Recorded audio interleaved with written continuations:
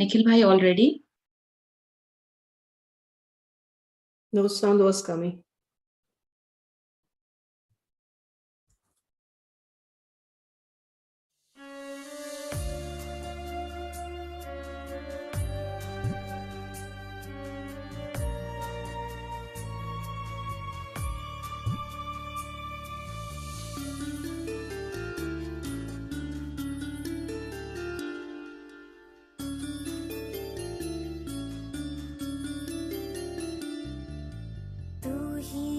शक्ति स्वरूपा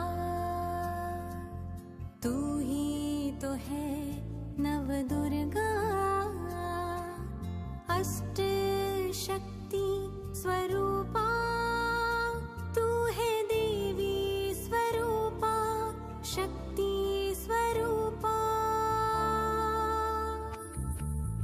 तू है शक्ति तुझ में बसी जगा ले तू ये स्मृति तू ही है शिव शक्ति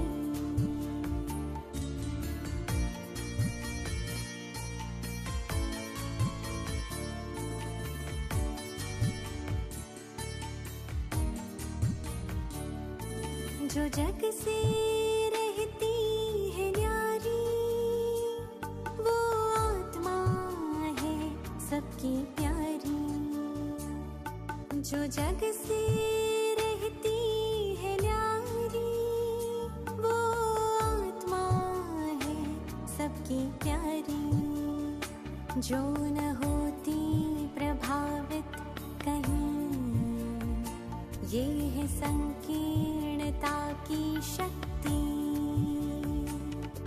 पुरानी बातों को जो मन से निकाले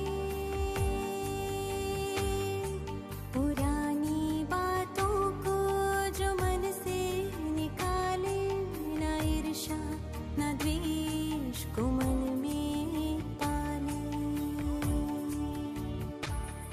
क्षमा के गुण से समेटे हर बात वो है समेटने की शक्ति तू ही है शिव शक्ति तू ही है Shiv Shakti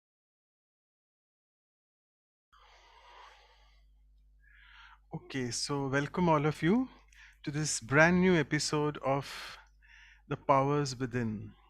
So I'm sure all of you are regular participants, and it's a joy and a pleasure. We started with joy, actually, the last value which we had covered. So indeed, what we felt that we have been talking a lot and doing workshops on values.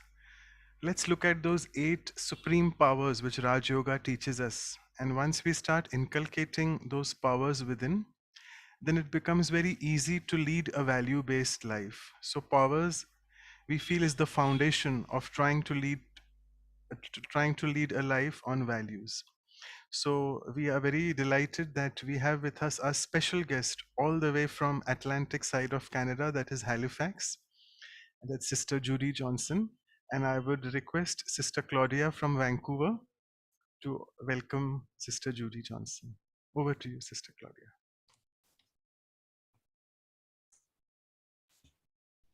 Good morning. I can say good morning. You are still in the morning, I guess. Good afternoon for many of you. Welcome to our program. It's a pleasure to have you with us today. And I got some flowers for your place there. I thought this could be a plant for your place. Oh. And it's yellow, like we are good friends with all the bows, with all the hearts here. So because we love you so much. So then you can take to your home over there in Halifax. So thank you for being with us. We are very happy to see you speaking today about the power to withdraw. Thank you. Om Shanti. Thank you, Claudia, then. So before I just give it to you, Sister Judy, I'll just do a formal introduction from my side. along with a few lines of the poem for you and on the power. So, Sister Judy is joining us for the first time, but she's not new to Brahma Kumaris. She's been practicing Raj Yoga since more than 35 years, and she's actually worked as a facilitator and a coaching consultant in experiential learning, which all of us usually do through our workshops, and also in leadership development and organizational effectiveness. Just to let you know, she's a Bachelor of Social Work and a Master's of Adult Education. And actually, I think she's very well known for her ability to go into the depth of any subject in a very light and entertaining way. I'm sure you'll experience that beautiful lightness, the energy from her today during the talk. And she's an author of 5 books. And I just came to know today that she is serving 4 provinces which form a part of the Atlantic region of Canada, and she's based in the city of Halifax. So, as usual, the poem for Sister Judy. We have today with us Sister Judy Johnson, who has won the Supreme's inheritance as an obedient son. She shall share this wisdom from the source, that is the knowledge sun, and teach us how to remember none but only one. Then our achievements on this life journey will almost be done, and life then shall become sweet as if eating honey with a bun. But only if we surrender our intellect to the divine like a nun. And then we can live the life carefree with lot of frolic and fun. Fun. So now I move on to the few lines on the power of detachment or power to withdraw.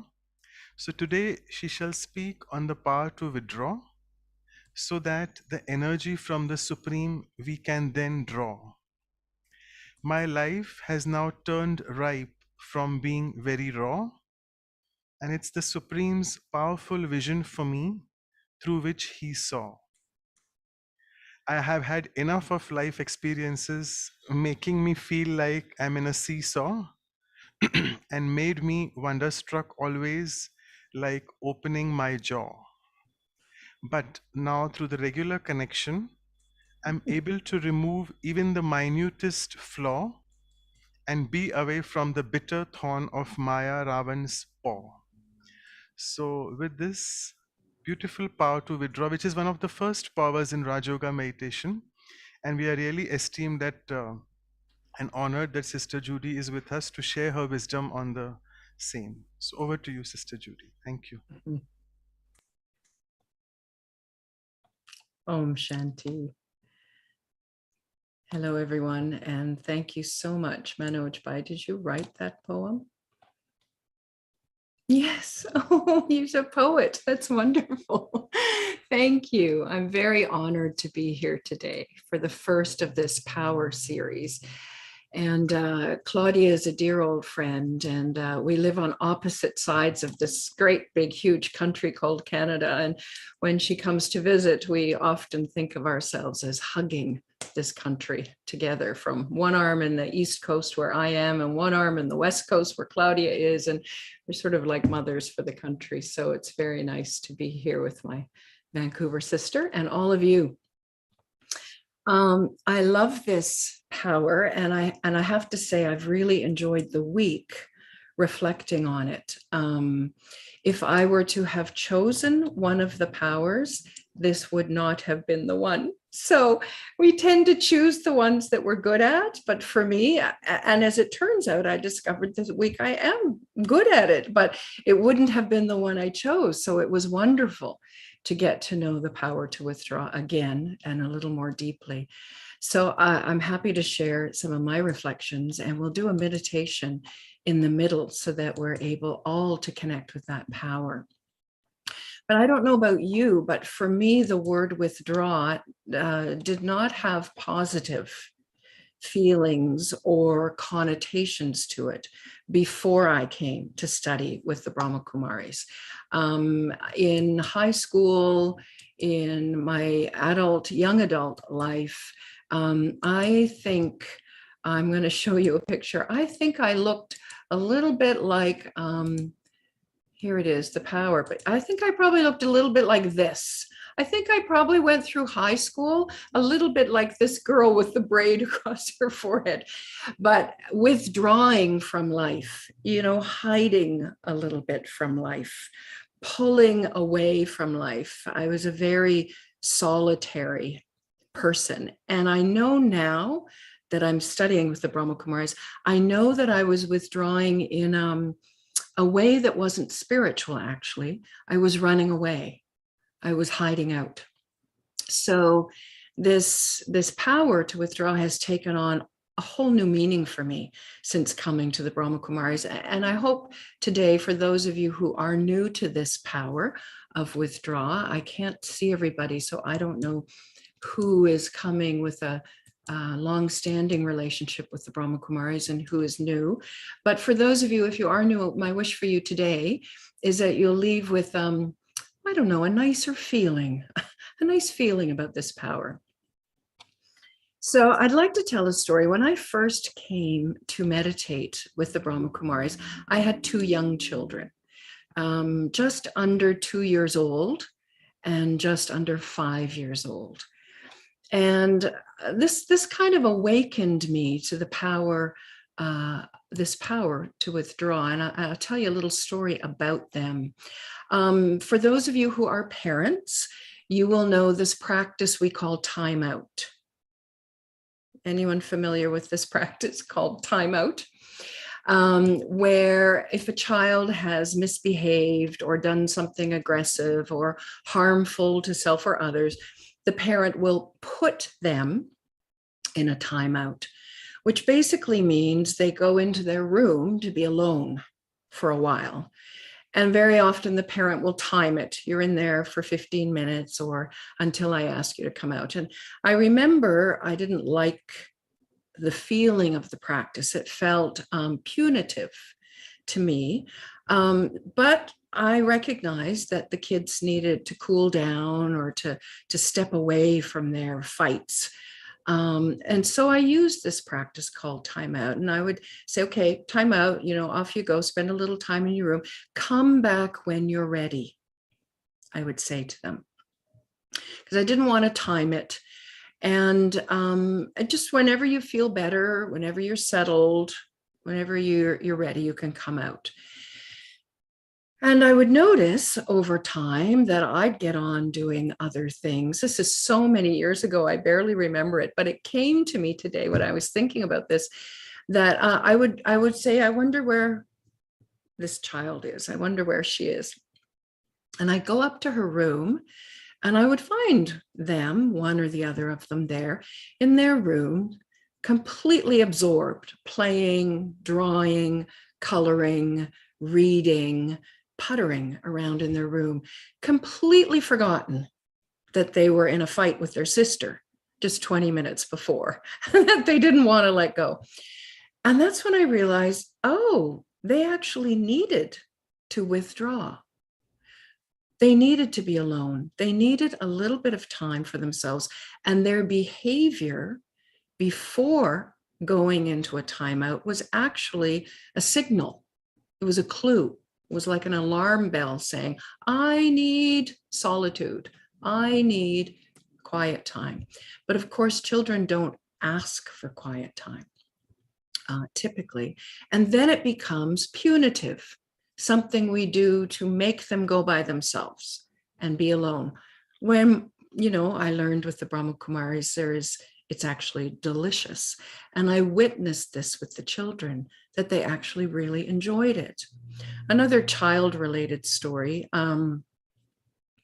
in the Brahma Kumaris, we have a practice of meditating every evening at 7 o'clock. And it's a way to bookend the day. It's quite beautiful, actually. We start our day with meditation. We end our day with a little meditation. As a single mother with 2 children, working, children at school or daycare, coming home, we call 7 o'clock p.m., we call it arsenic hour in Canada. And that's the hour where everything falls apart. Everything becomes kind of toxic because people have pent up energy from their day either at work or children at school. They come home, and once again, in a safe space, they're able to just vent, blow up. So at that time of night, everybody is quite fragile, quite sensitive, easily volatile. At least that has been my experience as a parent.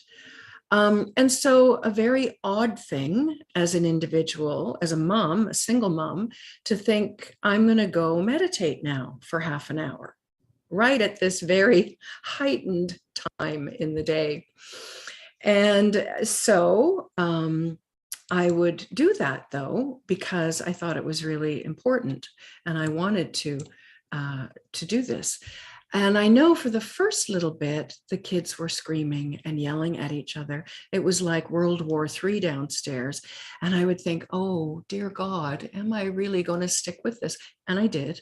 I stuck with it day after day until finally one day, and it wasn't long, maybe 3 or 4 days, 4 or 5 days into it, I noticed I had a beautiful meditation. I was not listening to screaming. And I went downstairs after the half hour, and I noticed they were completely on either side of the room. One of them involved in one activity, one in another. They were completely silent. They were completely absorbed in their own little inner worlds. And that's, again, when I realized, oh, they need this as much as I do. As they grew up, teenagers, later in life, they're older now, but they would say things like, it's 7 o'clock, Mom, are you going to meditate? And I realized that they also welcomed that quiet time. And it became a form of solitude for them, which is essentially the power to withdraw. They were pulled into, let's say, the power to withdraw by my meditation. So there I find them on two sides of the room. That's led me, as I've reflected over the years, to really believe that, actually all of us need to withdraw.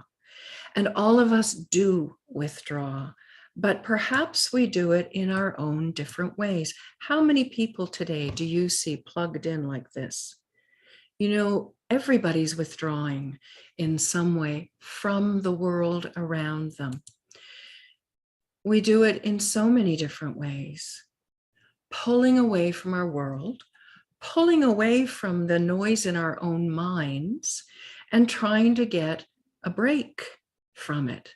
Now, many of the ways we're doing this is actually not so healthy for us, but we're all doing it.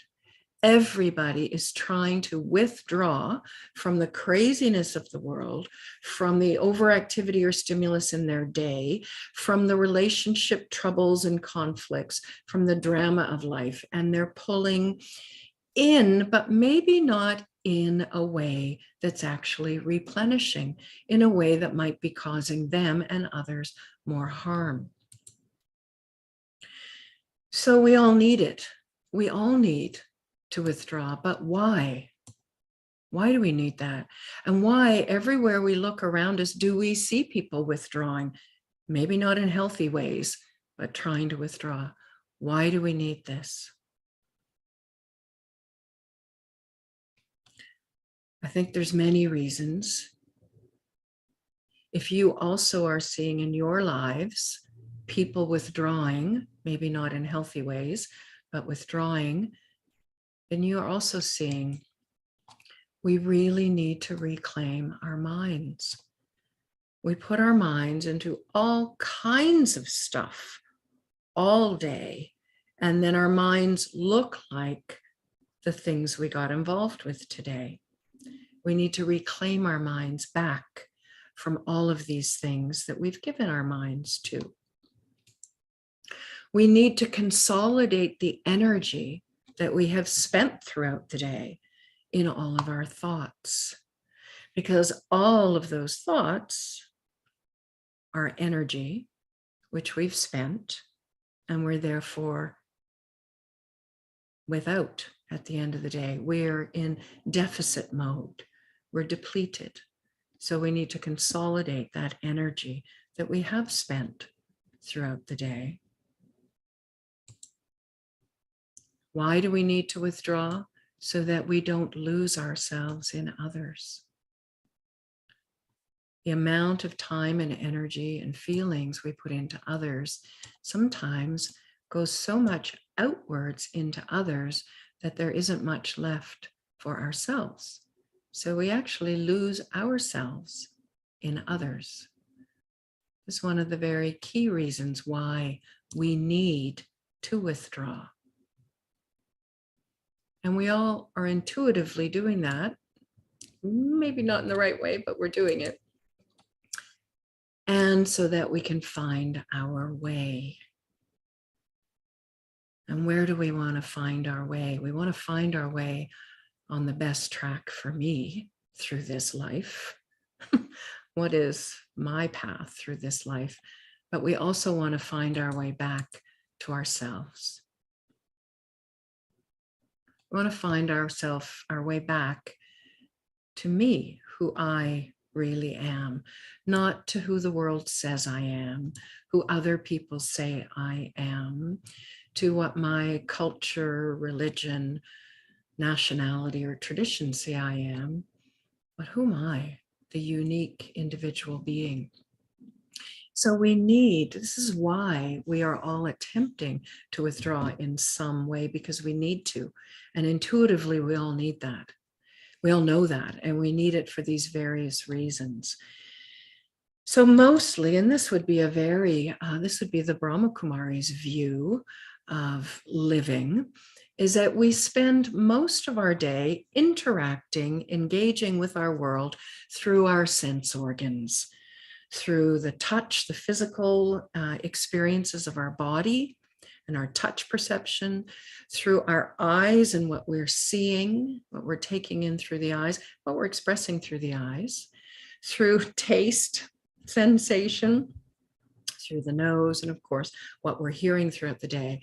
So all day we are constantly being bombarded through our sense organs with information, stimulus from our outside world. And of course, all of that triggers things inside of me, and I'm operating on automatic pilot. I'm operating in a reactive mode to all that sense organ stimulation. And this is how we live our lives. And so for most of us, when we are living our lives at the surface level like that, when we're at the surface level of life, which is sense organ level of living, there's always noise and turbulence. I live next to the ocean. It's the Atlantic Ocean is very moody ocean. I quite like it for that, actually, but there's always noise. It's not a peaceful, calm place for swimming here. There's always turbulence at the surface, and it's the same with our minds. It's the same with our inner worlds. And here at the Brahma Kumaris, we actually believe that, and our experience has been that beneath the surface, if I could just withdraw deeper than the surface level of my awareness, I would come to a still, quiet place that is undisturbed by the surface noise. So the hurricanes, we get the tail end of hurricanes here in Halifax. And most of the surfers here in Halifax, whenever a hurricane is announced, for them it's good surfing time. So we get the tail end. We don't get the worst destruction of hurricanes. But no matter what is happening at the surface level, underneath, of course, is complete dead silence at the bottom of the ocean. Lovely metaphor for me as a being of energy, a spiritual being, that surface level noise continues constantly, and that I choose to turn my awareness inwards to the core, where I encounter silence, a very natural experience of silence. My inner world is silent. And this is why we call this the power to withdraw. because I am actually, what makes it different than, say, pulling away from the world, what makes it a power is, and I can learn to do this, which we all learn in the Brahma Kumaris, it's a power because I can do it at will, anytime, anywhere, without props. I don't need a Netflix subscription. I don't need any form of intoxication. I don't need a book to read. I don't need someplace to go and hide. I can be anywhere. And this is why we consider this ability, this natural ability that we're all thirsty for, that we're all actually looking for.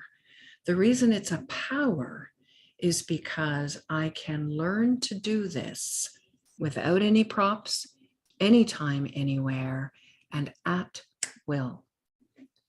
So I can be in the grocery store, I can be in the middle of a rock concert, I can be in a bad traffic jam, and I can be sitting here with my children who used to scream.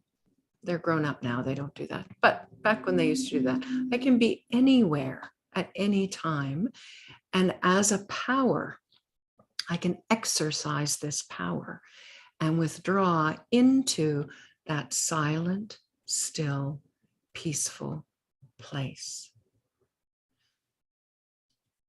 This is why we meditate, so that we can strengthen that muscle. And the muscle, it's a spiritual muscle to go within. Even though my sense organs draw me out all day, I practice going in. And as I practice, it becomes powerful. And then I have the power to withdraw at any time. So I would like to take us into a little meditation experience here and now, so that we could practice this power to withdraw. So are you with me so far? Does all of that make sense to you? That many of us are withdrawing in many different ways because naturally we all want to, but maybe we don't know how. So the spiritual power is knowing how and doing it in a spiritual way rather than a running away way. I'm going to get on to the power to detach, withdraw in a minute. But first, we're just going to explore withdrawing at will, without props, and here and now. So given that I can't see any faces, any thumbs up from those I can see, and anything in the chat box for, are you with me? So all that makes sense so far. Thank you, Christine. So sweet to see you here. Thank you. All right, great. So let's do it, shall we? Join me. Get my keyboard available so I can move us into a little meditation. And I'm going to use, well, I'm going to start with a prop, but that's okay. You're going to be on your own in a minute, but I'm going to start with a prop, okay? You can see these chimes here on the screen, I think. Thank you, Renata Ben, for that encouragement. You're with me. All right. You can see this chime on the screen. I have attempted to do this with my actual Tibetan bowl and it never works on Zoom. So I had to record it. If you are willing, I'm going to ask you to put your pens and papers down. I'm going to ask you to come inside yourself into your own minds. And for the purpose of this activity, I'm going to ask you to close your eyes. And this will be probably 4 minutes. I'm not going to do the full, I'm just going to start with one chime. But we're going to begin with the sound, a beautiful sound of this Tibetan bowl. And I'm going to ask you with your eyes closed, if you can listen very carefully to hear the bell as it goes from loud to very, very, very, very soft. And then the bell, the chime, as we know, it will disappear. You will no longer be able to hear it. But I would like you to pay attention for the entirety of that time until the sound completely disappears. Okay? And notice as you're listening that your ears will hear it very easily at the beginning, but as your ears can no longer hear it, suddenly you will be trying to catch the vibration. Okay, so we'll just do a little meditation right now. We will begin with this prop. The prop is an audio prop of sound. All right, so eyes closed, listen to the chime as long as you can hear it until it completely fades away, and then you will be left in silence. Here we go.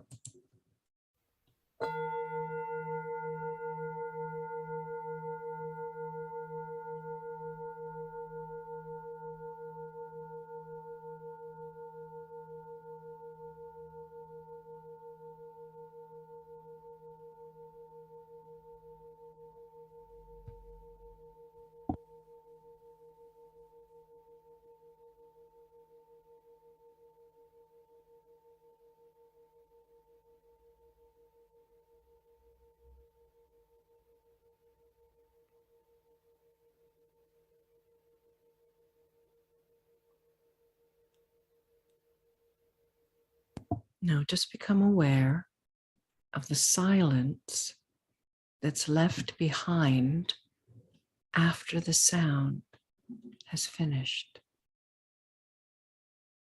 And in this silence in your mind, I would like you to concentrate your awareness and see if you can hear your own heart beat.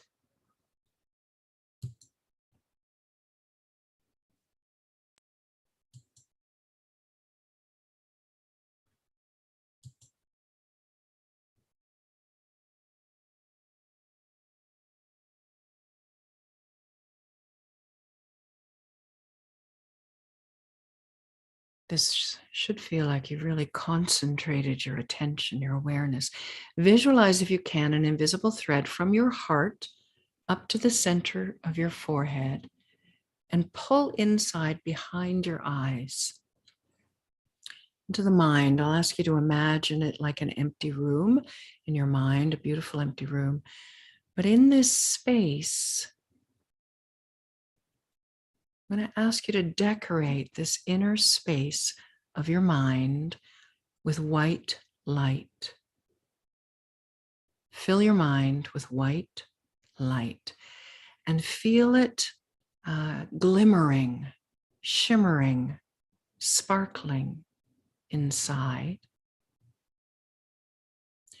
I would like you to fill the room of your mind with a beautiful feeling, like a feeling of belonging, a feeling of comfort and kindness.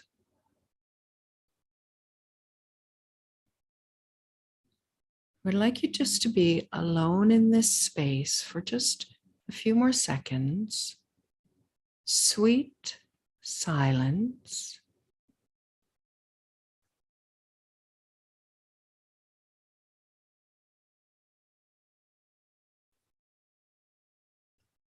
And now bring your awareness to the room around you. You may want to open your eyes and just look at the room around you. Away from the monitor, look if there's a window or a wall or a picture or chairs or the floor. Just look around. Be very aware of the world around you. And there may be sounds. I have traffic sounds here. There may be sounds as well. And now close your eyes and come back inside your mind to that beautiful light, that beautiful feeling of silence and peace and kindness.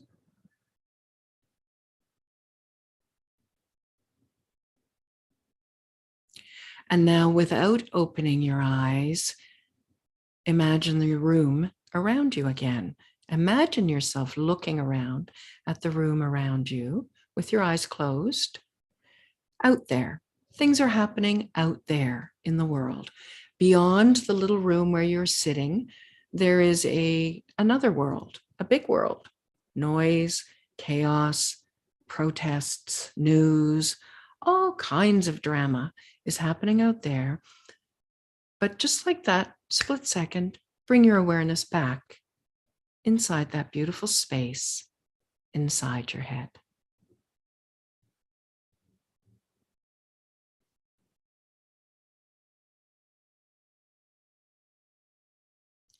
Now, very slowly, I'm going to ask you to open your eyes so that you see the monitor. You see me again. You're in the awareness of being in this session. But while you are here, I'm going to ask you to see if you can maintain almost like stereo. Like inside is the room in your head, that beautiful white space that's peaceful and quiet. And outside through the eyes is that world. But there are two parallel worlds, out there, in here. This is what we would call the power to withdraw, is the ability to come inside your mind into that beautiful space. And we have to detach from the world in order to do that. We have to detach from all the sense organ stimulus in order to come inside into a soul awareness, a spiritual awareness inside my mind. So we detach from the physical, we detach from the outside. Many of us will take a couple of deep breaths to help us. It's like the breath is like a bridge between the outside world and the inside world. As we take in oxygen from outside and we release the CO2, but it's our bridge outside and inside. So very often a couple of deep breaths is very helpful. But then we come in and we become very aware of the mind, and we decorate the mind. This is the power to withdraw. We become introspective so that we can regain perspective. We reset our energy in the beautiful room in our head, which gives us new perspective. I come out of a gentle time of withdrawing. I come out of the room in my head with new energy, settled, calm, and I regain perspective. It gives me the ability, this power to withdraw, to step back from a situation, even an internal situation. So one of our practices here in the Brahma Kumaris is to self-monitor throughout the day. We're always checking. Many situations will happen external, but it's actually the internal situations that are the most challenging, because how I react inside to the external world actually is what we call an internal situation. I'm having a reaction, a feeling, an opinion, an attitude. So we do the practice of self-monitoring our moods throughout the day. And our mood, we may not do this regularly before we come and meditate. And even when we meditate, we are so accustomed to putting on a good face that we can't even tell if our mood is off. We're still pretending that we're okay. It's one of our best coping mechanisms, is to pretend we're okay. When actually behind that pretense, behind that mask, we haven't even noticed that I'm scared to death or I feel very vulnerable, or that something's happening inside of me.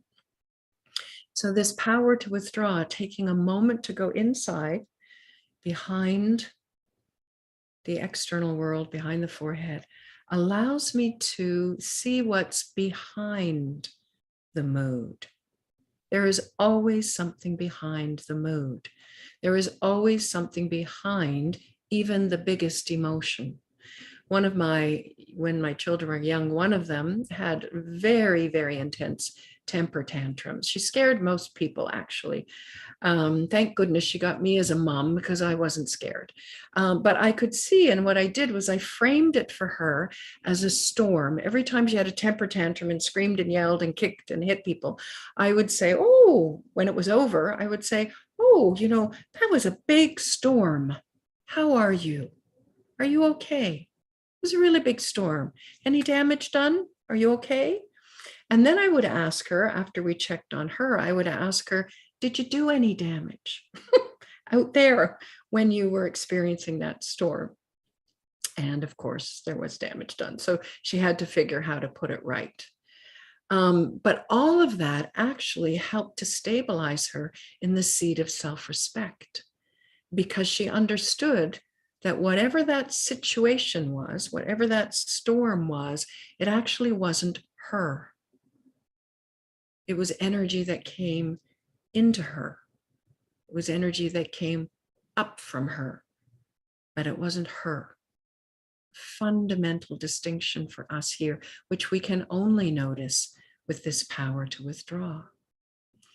And as most meditators know, any emotion, when observed, dissipates.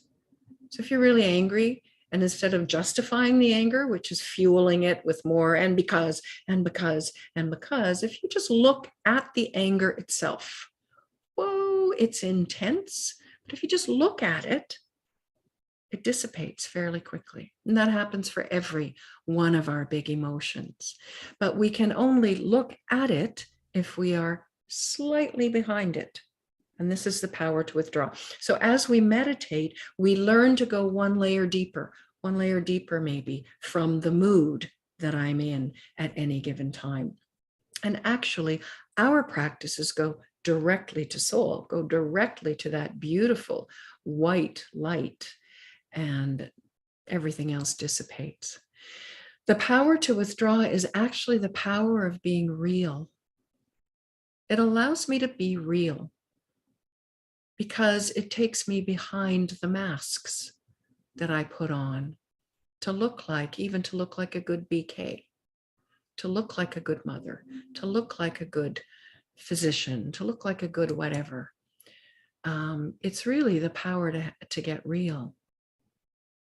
Oh, and how powerful is that?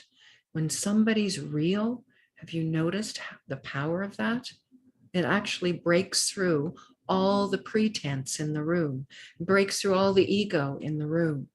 If just one person is real, we can be real with this power. The power to withdraw gives me the ability to be in the world untouched by its influence. I may be standing in the midst of quite an upheaval, but if I have the power to withdraw, and I've practiced it over time, I can be inside that beautiful space in my mind, even though the noise is going on around me. And you'll discover that what happens is it's almost like there's it's like the noise is on mute, or it's at least the volume goes down on the noise. It's still there.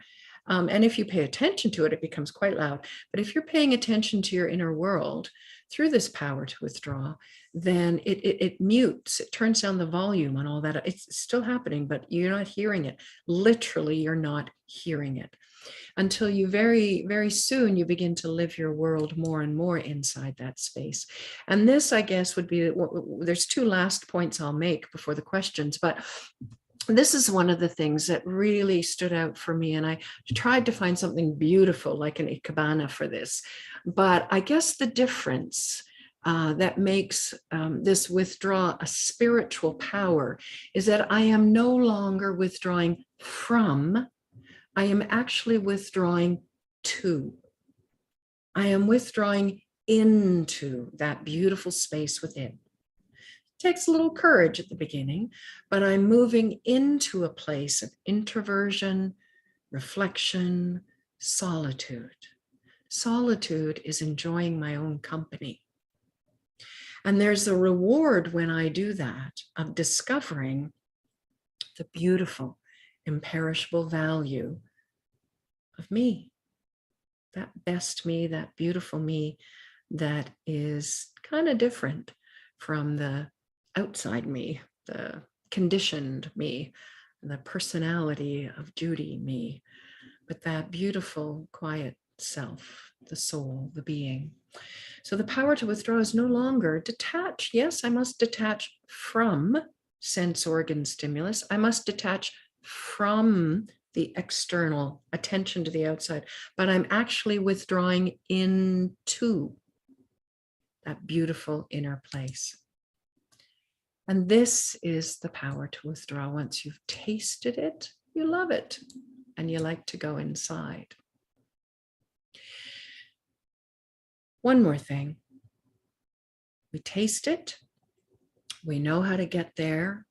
Probably all of you have had some experience of being in that, I don't know, best me place. The me when I'm completely alone and feel very comfortable and I can just be my best self without any show or pretense or masks.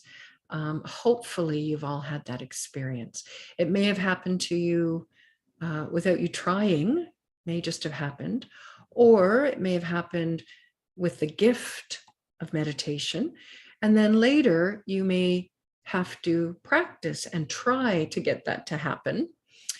But the thing that's missing for us to be able to really, really strengthen this muscle.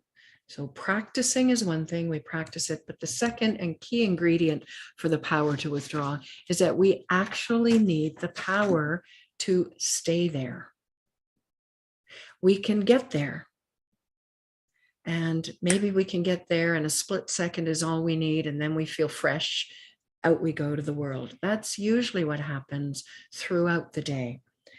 But in our meditation practice, we're developing, we're gathering, we're accumulating more power. And the power comes in two forms, but we're gathering power because we need the power in order to concentrate and stay in that silent space, not just visit, but stay there for an extended period.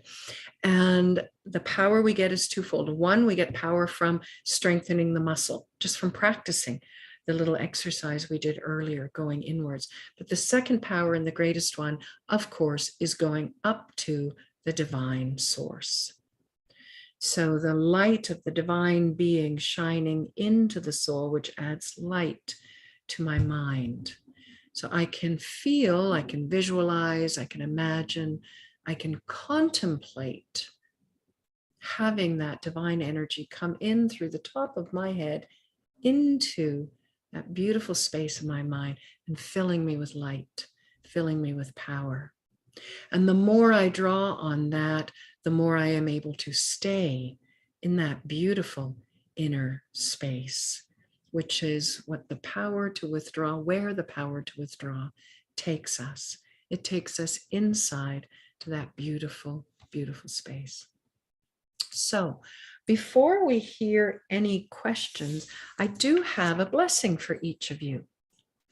So I'm going to ask whatever you've heard so far, whatever thoughts you're having, whatever feelings you're having about this, or whatever, if you are practicing this power and finding it's one that needs a little more practice for you, one of these is going to give you a personalized, sweet answer.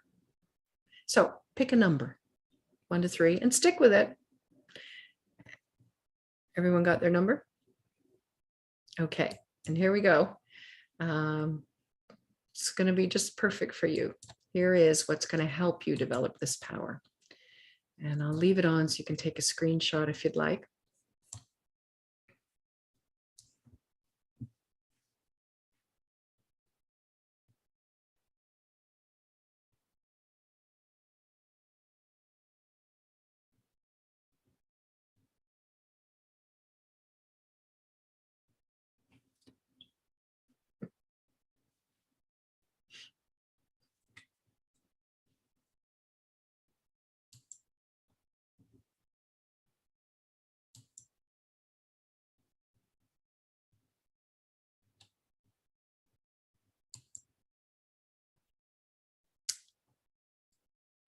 Okay, hopefully that one was just perfect for you and that you've recorded it in whatever way you would like.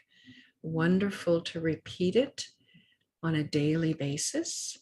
And certainly if you've got all 3 of them, you could practice with all 3 of them. Wonderful entry point for meditation is just to repeat that, contemplate that for a moment, and then enter into the experience of that thought, whatever thought you have selected for yourself.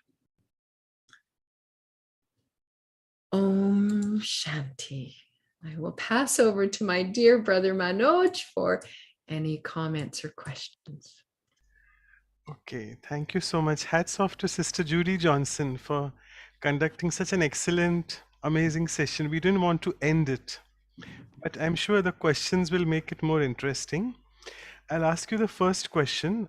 It has come in the chat box actually. Many people get scared of silence. They say, I find it very scary, the silence going inside.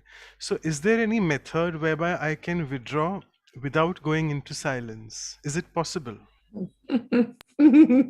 That's such a great question. Thank you for that, whoever asked that question. You know, I think you have every right to be afraid of silence. So don't worry about that. And I don't think you're alone with that question. Many of us have been told by our parents to be silent. I was an activist for 20 years, a social activist, longer than that. And silence meant compliance. Silence, so silence has a very bad reputation. And also, I think you have every right to be afraid of what you're going to find when you go inside. Because for me, when I started meditating, the reason I withdrew is I was not a very happy person, externally very happy, but internally very tormented. And, to be alone in my mind was not a happy thing. So I completely understand where you're coming from with this question. Why don't I just suggest that you keep your heart and your mind open to the possibility that one day silence will feel delicious for you. Okay? And in the meantime, maybe go inside and feel happiness, or go inside and feel peace, or go inside and decorate the room of your mind with, I don't know, pictures of courage or determination or any of the other beautiful virtues that we have. Whatever you would like to do, and hold open the possibility that silence could become at some point very delicious for you. Great, fantastic. I'll just pick up on the sentence which you ended, that I need to go inside. So again, another question is, I'm very scared to go inside. Why? Because I feel it's very dark inside. And secondly, I just look at whatever weaknesses I have. I just can't see what is so good about me. So why should I go inside? That's the question. Wonderful question. And again, I don't think you're alone. I think it's taken me many years to be okay with me. In the Raj Yoga journey for myself, I accepted the statement that I'm a beautiful soul, that I'm a peaceful soul. I accepted it intellectually, but it took me many years to accept it with my heart.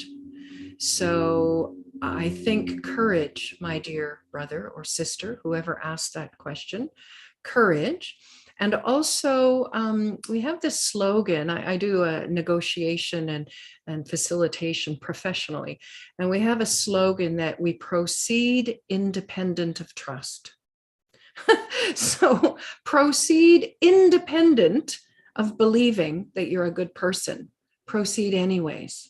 And what will happen is that little by little, at first it'll start like a little tea light in the corner and the whole room will still be dark in your mind. But there'll be a little tea light over there and you'll be drawn to that light. And then over time, that'll become like a big candle. And then over time, that'll become like a big light. And before you know it, one day you'll wake up and you'll actually feel that you, not personality you, but you inside are an absolutely precious, beautiful, childlike being. And it may not happen right at the beginning. So do it in a safe way, do it in a slow and steady way, but please don't not do it because you're afraid, because then you just give power to the darkness. So courage, my dear. Amazing, fantastic. You spoke about the power of detachment as well. So my only concern is, someone is saying that if I start practicing detachment very often, will I become very cold and insensitive? Hopefully not. Hopefully not. That is the feeling we have for this word, detach. And I'm sure it's not the first time you've addressed it here, but I mean, my experience has been I like the word respectful space better. I like non-attachment better. I like a sacred witness is also another lovely idea for detachment. It means I'm not in the fray. I'm not in the emotional storm. I'm not in with somebody else, jumping into their pit of sorrow to muck around with them. And then I'm not actually helpful. So I have to detach a little bit if I'm going to be helpful. Right. So it's just the practice of the power to withdraw, actually. But the detachment that we use for this power to withdraw is to detach from all that stimulus with my sense organs and to detach my awareness. So I'm just choosing for the 5 or 10 minutes of my meditation to detach. It's sort of like a suction cup. You know, I think of an octopus, like our intellect is a little bit like an octopus arm. It suction cups on something, right? And, you know, if I want to come back into myself, I actually have to pry that suction cup. I have to detach it. So I detach my thoughts, my connection to something out there. I detach temporarily so that I can come inside and enjoy my inner space, enjoy a moment of peace, and then I go back out to my world. So that's how we use the idea of detaching. Great. Another question very closely related to this octopus thing, which you said, the suction. So the sister is asking, there's a lot of conflict between the mind and the senses. That is, the mind is trying to be pulled towards the sense organs. So how do I balance it? Is it possible?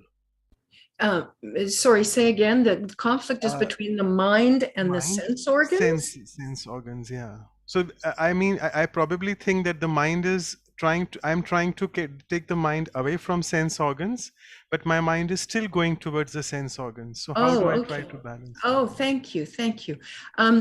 You know, my experience has been that I need to treat my mind like a beautiful child, that my mind wants something.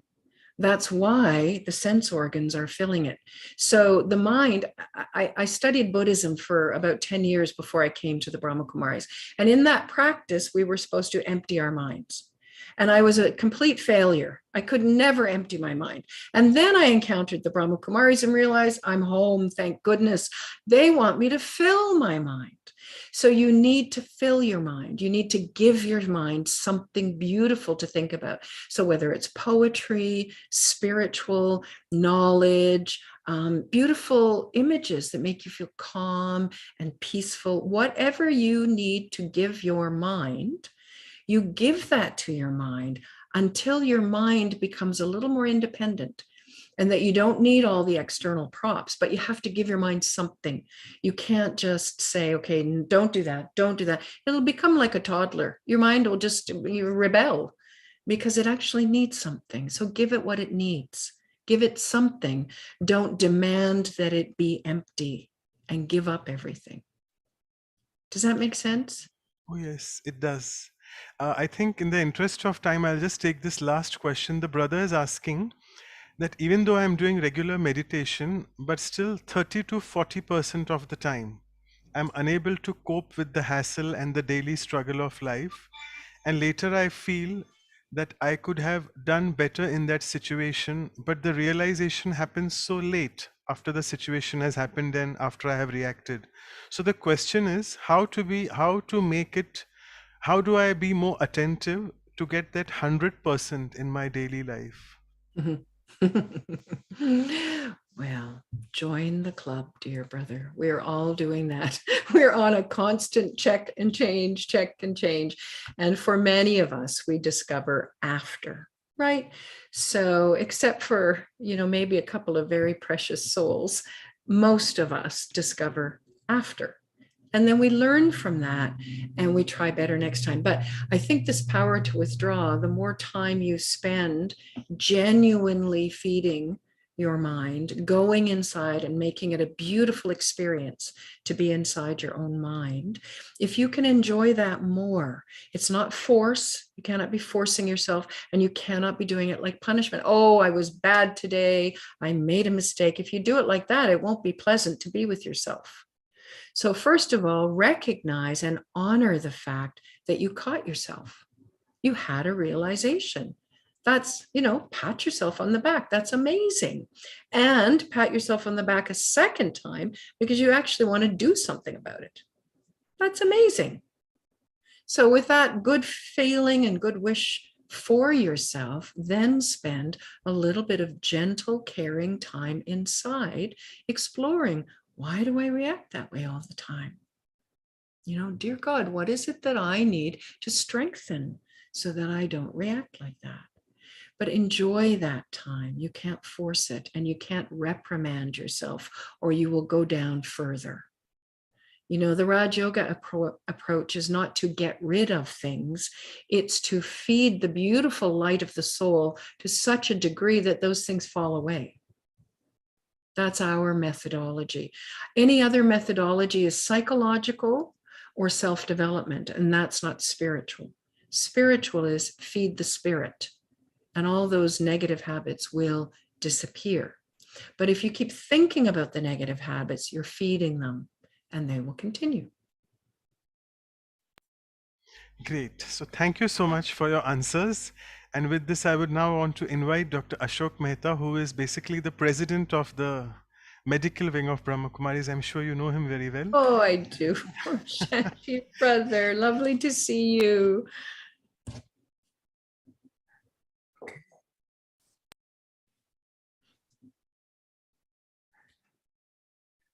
Thank you, Judy Ben. It's so beautiful. This kind of an experience, I think for me, it's a unique experience to flow with everything that you said. And I like this one thing that you said beautifully, that don't empty the thoughts. Even to think that you have no thoughts is also a thought. That's a Buddhism. And instead of filling in with the beautiful thoughts Baba has given us in our teaching, I think that's the crux of the matter. You have been just beautiful. I have never experienced such a beauty all along a talk which I'm listening to. And even that little meditation which you gave with the closed eyes, with the beautiful bowls, I think it was a phenomenal experience. You could take us into a different stage of a meditation within moments. Thank you very much for your beautiful lecture. I think it was an experience rather than a lecture. Thank you very much, Judy Ben. Om Shanti.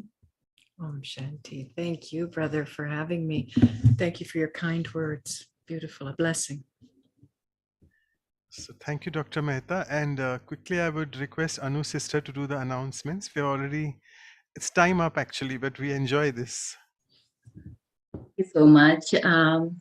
Definitely, I resonate with Dr. Mehta and everyone, I'm sure, who is attending today, that we feel blessed to be here with Sister Judy today and for this wonderful experimental and experiential reflection on the power of withdrawal. So wanted to mention that this is the start, wonderful start. Let me show that with power to withdraw, but it all started with, and definitely it's a blessing to have Sister Judy started. And it all started with the series, Values for Life series, reflecting on the values we hold within. And with that started the power now. And we are in episode 33, number 33, and it would be again on courage. So join us. We'll have with us Sister Denise Lawrence. She's the director of Raj Yoga TV in San Francisco, US and Germany. So again, wealth of experience and spiritual knowledge she's going to bring for all of us.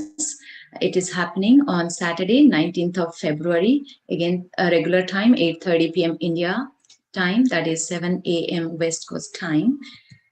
And as we always do, after 1 week of that talk on value, we do the workshop, the experiential workshop. We have again experiential reflective exercises on the value of courage, and we'll have Sister Jena, everybody from US, and now the Values for Life team also know. She had been in our program already. So join us. She would share again her insightful spiritual reflection on courage. So it's happening on Saturday, 26th February, regular time, 7:45 p.m. India time. That's 6:15 a.m. West Coast time. And the next power, the series that we have started today, would be every month around second or third Sunday. So we'll intimate you on that as soon as we have it ready, but look forward for it in the middle of next month. And you can get info about all our programs and the videos of all these talks on our websites and the YouTube channel. So visit us at vihasa.in and vancouver.brahmakumaris.ca. And with that, thank you so much. I'll hand it over to Brother Manoj. So I think, thank you so much once again, Sister Judy. And if you want to take a quick picture, Anu sister, because I think we've exceeded the time. It's Murli time for you all there, so we need to respect that as well. So It will be wonderful if we can take a picture quickly. Everyone, you can start your video if you like to be in the picture and have this memorable moment with Sister Judy. Okay. Got the picture. And maybe without delay, should we go for the meditation, Brother Manoj, or we end it, or we did the meditation in the middle. I think that we understand we are taking the whole meditative experience with us, and we say bye now for the session. Anything you want to say, Sister Claudia? I enjoy, like always. I enjoy your talk. So thank you very much. It was very nice to be with you at this moment. Yes, very nice. See you again soon.